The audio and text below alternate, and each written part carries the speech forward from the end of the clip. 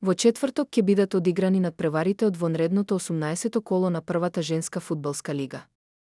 Дербито се игра во Струмица меѓу Тиверија Брера и Каменица Саса, Скопје против Топ Гол, Атлетико ќе игра со Истатов во Битола, а екипат на Ас Юнајтед против Љуботен.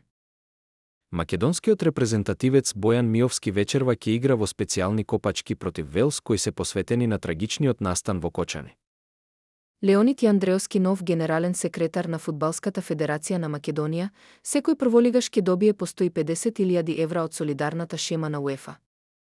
Комисијата за надпреварите на третата македонска фудбалска лига, Исток донесе одлука да се оддаде почит на трагичниот настан кој ја потресоа нацијата.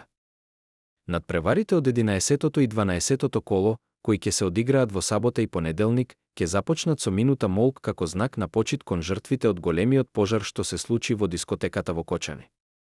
Гледавте една минута спортски вести на спортска мрежа.